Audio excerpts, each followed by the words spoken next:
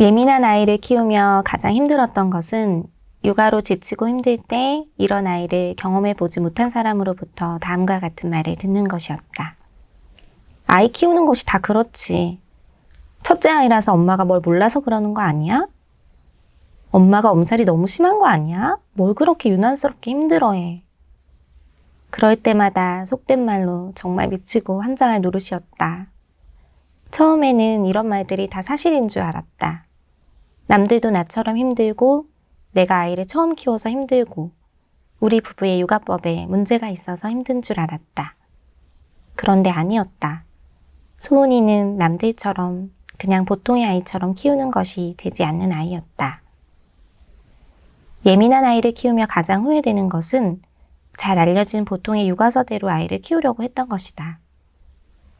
아이가 유난히 안 자고 안 먹고 안 놀고 부모를 미치게 만들 때도 몰랐었다. 예민한 아이를 키우는 방법이 따로 있다는 것을. 그냥 원래부터 아이를 키우는 것은 그렇게 힘든 건 줄 알았다. 그 누구도 우리 아이가 예민한 아이라고 알려주지 않았고 예민한 아이 육아법이 따로 있다는 사실을 가르쳐주지 않았으니까.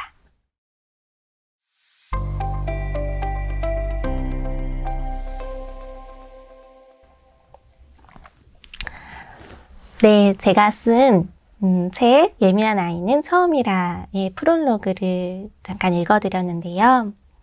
모든 육아가 사실은 다 어렵고 힘이 듭니다. 그런데 예민한 아이의 육아가 특히 힘든 이유는 다른 사람들이 잘 모르지만 다 안다고 착각을 하기 때문인데요. 저는 예민한 아이의 육아 자체도 힘들었지만 사실 더 힘들었던 건 이런 주변의 시선, 주변의 말들이었습니다. 엄마들은 다 누구나 아이를 키운 경험이 있기 때문에 다 자기가 안다고 생각하는 경향이 있어요. 그래서 내가 만약에 아이가 키우기 너무 힘들어 라고 했을 때 주변의 언니나 엄마들이 원래 애들 키우는 건 다 그래 라고 했을 때 그게 오히려 더 나를 공감해주고 위로해주는 게 아니라 나의 힘듦을 좀 이해받지 못한다는 생각에 더 힘이 들었던 것 같아요. 그런데 이런 저의 이제 생각, 이런 얘기들을 주변에 예민 아이를 키우신 분들은 정말 공감을 하시더라고요. 아, 맞아. 나도 이렇게 힘들었는데 정말 안 키워본 사람은 몰라. 이렇게 얘기를 하시고는 합니다. 그래서 만약 이 영상 보시는 분들 중에 주변에 혹시 아이 키우는 거 너무 힘들어 하는 분이 계시다면 그런 말보다는 그냥 아이 키우는 거 많이 힘들지? 라고 그냥 위로해 주시는 한마디가 더 따뜻하게 다가가지 않을까? 잠깐 또 그런 생각이 드네요. 제가 이 영상을 촬영하게 된 이유, 그리고 예민한 아이는 처음이라라는 육아서를 쓴 이유는 저와 같이 예민한 아이를 키우고 있는 분들께 조금이나마 도움이 되고 싶어서인데요. 가장 먼저 말씀드리고 싶은 건 예민한 아이를 키울 때 부모가 힘든 건 정말 당연한 건데 그걸 부모의 양육 태도가 문제가 있어서 야, 이게 이런 문제가 있다라고 생각을 하지 않으셨으면 좋겠다는 거예요. 아이들은 모두 생김새가 다르듯이 기질도 다르고 성격도 다르잖아요. 그렇기 때문에 내 아이를 키워보지 않은 부모들은 당연히 모를 수밖에는 없어요. 그럼 제가 말씀드리고 싶은 건 내 아이의 전문가는 엄마가 되어야 된다. 그러니까 엄마가 정말 어떤 의사 선생님이나 어떤 상담 선생님보다도 더 나의 아이를 잘 아는 전문가가 되어야 된다라는 말씀을 먼저 드리고 싶고요.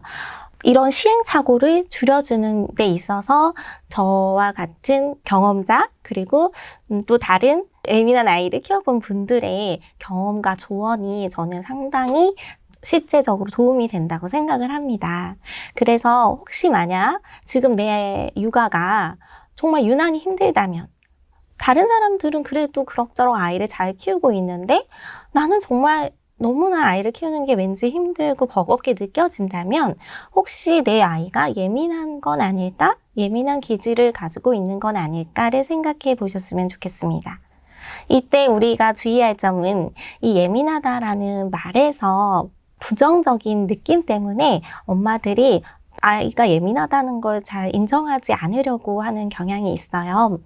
그래서 맘카페에서도 우리 아이가 예민한 건가요? 라는 질문이 종종 올라오는데 그 글을 읽다 보면 예민하다라는 걸 굉장히 엄마 스스로도 부정적으로 생각하고 있고 그리고 예민하다가 아니라는 답변을 듣고 싶어 하시는 그런 생각이 들더라고요. 그런데 이 사실은 예민하다라는 그 단어 자체에는 부정적인 뜻이 없습니다. 그리고 뒤에도 제가 더 구체적으로 말씀드리겠지만 예민하다는 사실은 숨겨진 재능, 숨겨진 보석과도 같은 거예요. 그걸 엄마가 어떻게 잘 케어하느냐에 따라서 예민한 아이들이 좀 더 특별한 재능을 발휘할 수 있게 되거든요. 그렇다면 도대체 예민한 아이는 뭐 얼마나 힘들길래 제가 이렇게 힘들다고 얘기를 하는 걸까요? 일단 예민한 아이는 까다로운 기질을 가지고 있다라고 생각을 하시면 이해가 빠르게 될 것 같아요. 우리가 뭔가 까다롭다라는 거 하면 좀 쉽지 않는 거잖아요. 예민한 아이는 달리 말하면 욕구가 아주 많고 까다로운 아이입니다. 보통의 아이들, 순한 기질의 아이들이 잘 먹고, 잘 자고, 잘 놀고, 잘 싸고 어디서든 쉽게 적응을 해서 뭔가 물 흐르듯이 아이의 그런 일상이 자연스럽게 흘러간다면 예민한 아이는 반대로 생각하시면 돼요. 잘 먹지 않고, 잘 자지 않고, 잘 놀지 않고, 잘 싸는 것도 힘들어하는 그런 경향이 있습니다. 왜 그러냐면 욕구 수준이 높고 자기가 원하는 걸 반드시 끝까지 성취해야지만 마음이 좀 편하다라고 생각하시면 될 것 같아요. 그래서 까다로운 아이들이 못된 아기라서 엄마를 힘들게 하려고 일부러 우는 것이 아니라 아이는 울음으로밖에 표현을 할 수 없기 때문에 자신의 그런 불만족스러운 상황을 울음으로 표출을 하게 되는 건데요. 이때 아이가 어릴수록 힘든 이유는 엄마는 아이가 왜 우는지를 알지 못해서 그러면 어떤 상황에서 이 문제를 빨리 해결해줘야 아이의 울음이 그칠 텐데 엄마조차도 그걸 모르기 때문에 계속 힘들어지는 그런 악순환이 반복이 되거든요. 미국의 저명한 소아과 의사인 윌리엄 시어스라는 분이 이런 예민하고 까다로운 아이를 High Needs Baby라는 용어를 사용해서 재해석을 하셨어요.